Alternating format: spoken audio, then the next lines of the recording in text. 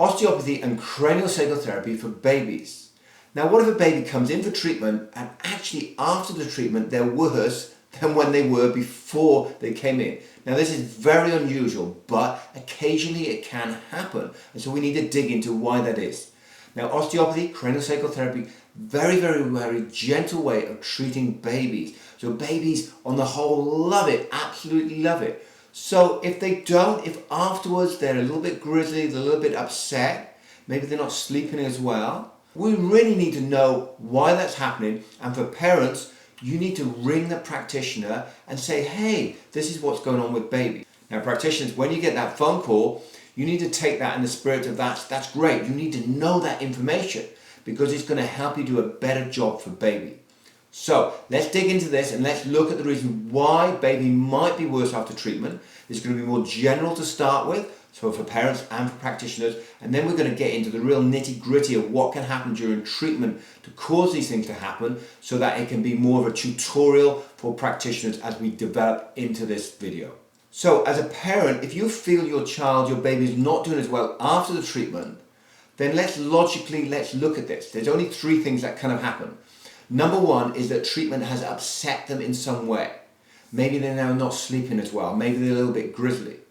Number two is the opposite end, and it's absolutely nothing to do with the treatment at all. Maybe baby's got a fever or about to throw a fever. Maybe they've got an ear infection. They've got something else that's going on. So we've got these two opposite ends. One is to do with the treatment, one is nothing to do with the treatment. And then in between, we have the third option, which is a bit of both. For example, baby has got something going on. They've got a virus or some kind of underlying thing going on. Maybe they've got a health problem ongoing. And that what's happened with treatment is treatment's been too much for them, and that's tipped them over the edge a bit. And now they're a little bit upset, a little bit grizzly because they're trying to cope with the healing that's going on from the treatment, plus the fact that they obviously have got whatever was going on for them before. Your next obvious question from that is, well, how do I know which one of those three it is?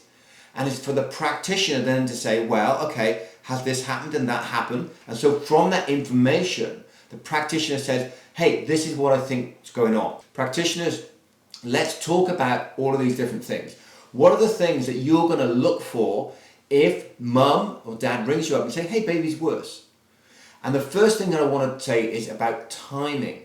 Obviously, we want to know is, did this happen straight away after treatment or was there a little bit of delay?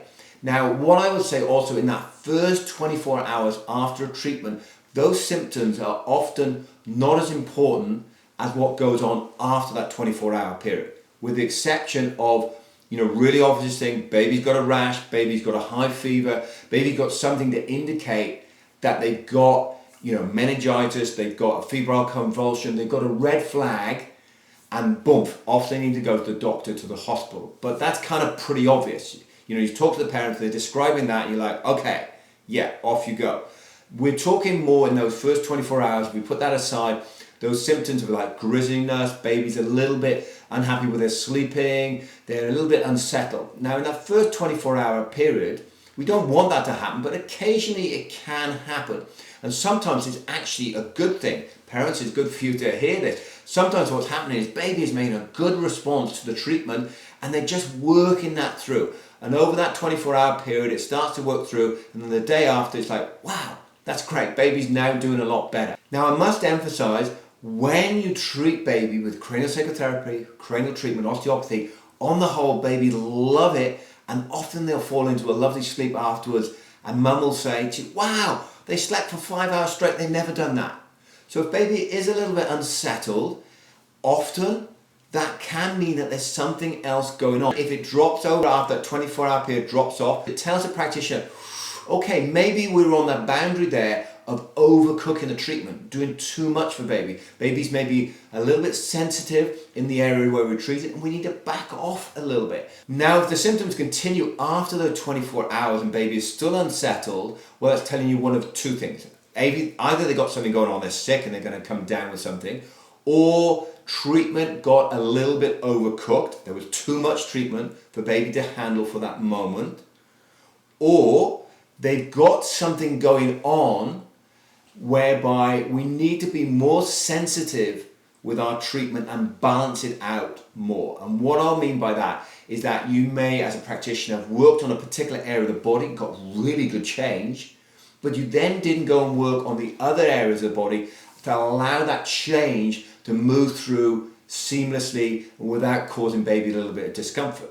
Now this is the same case in an adult. Let's say an adult comes in and they've got back pain and neck pain. It's been going on for so long, and you do a great job of freeing up that low back and that mid back through the spine, but you don't do so much work on the neck. Maybe you felt that it wasn't the right time to do it, or maybe there just wasn't enough time in treatment to do it. This patient has not been in for a long time. There's a lot of stuff going on.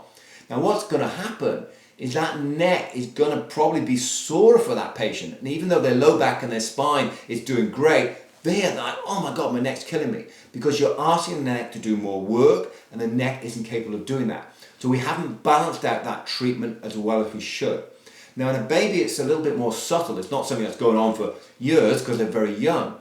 But let's say that baby comes in and mom is saying, oh, the head shape is not right, and also they turn to one side like this and the neck, and you start to work in that area quite a bit, and you don't work through the rest of the body.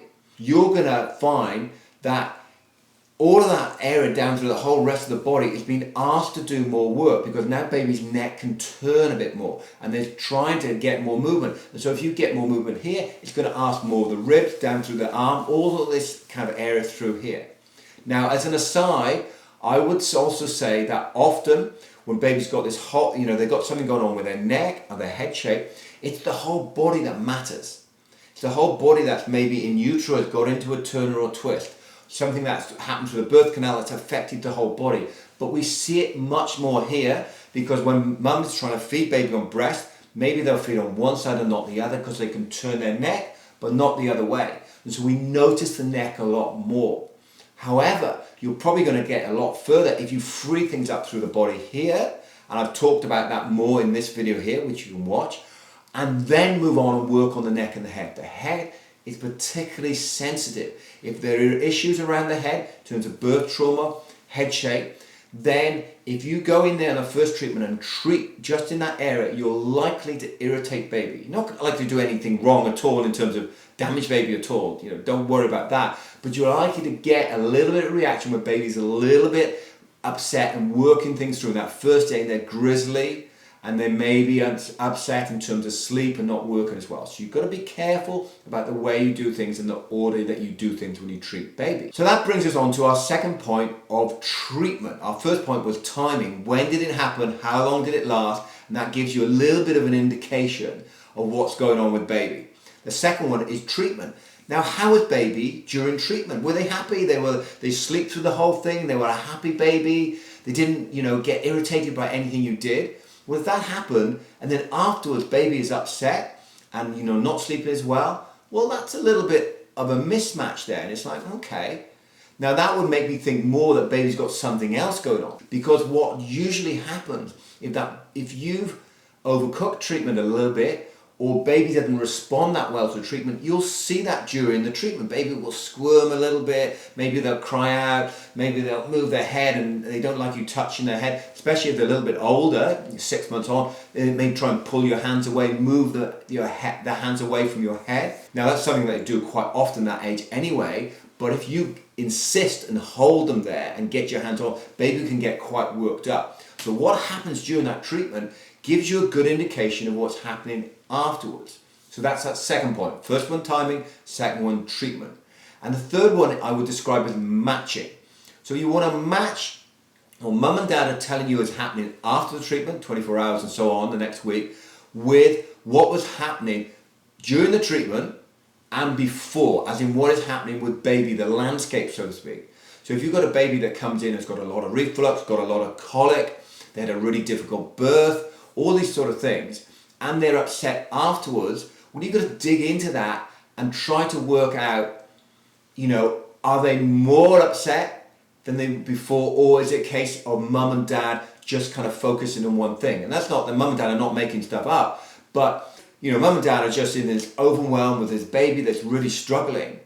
And then you do see changes and improvements, but they kind of get lost in the fact that there's so much going on for baby.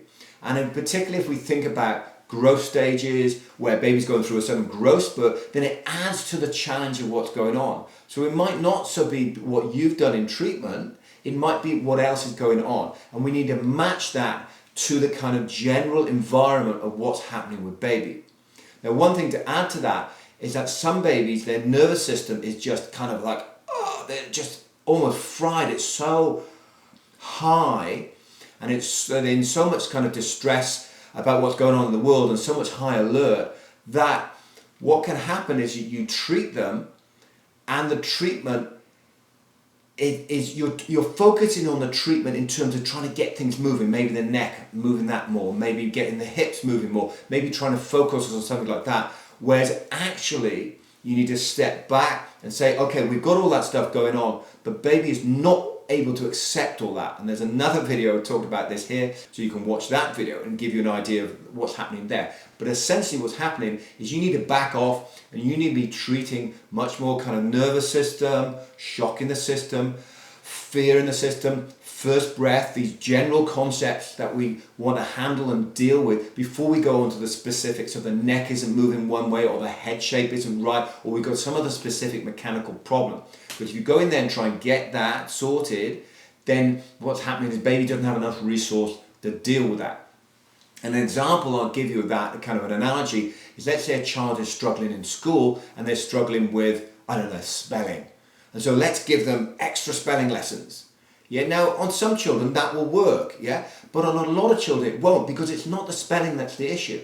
The issue is some educational issue that's going on. Maybe their attention span isn't very good, maybe they've got some underlying health problem going on, maybe they've got all sorts of different things. We won't go into the depth of that, but there's 1,000 different things that you need to step back and look at before we go to the specific of spelling. And if we try and hammer away at the specific of spelling, the child just gets more upset because they're not able to cope with what you're giving them. So we step back, and in that case, in the educational thing, they might do some assessments and say, this is what's going on. For example, they've got dyslexia. Well, of course they're not going to be able to spell very easily, and if you give them a whole bunch of spelling stuff, that's not going to work. So very much in that educational environment now, it's much better than it was many years ago, and we realise that, and we step back and we look at the broader picture.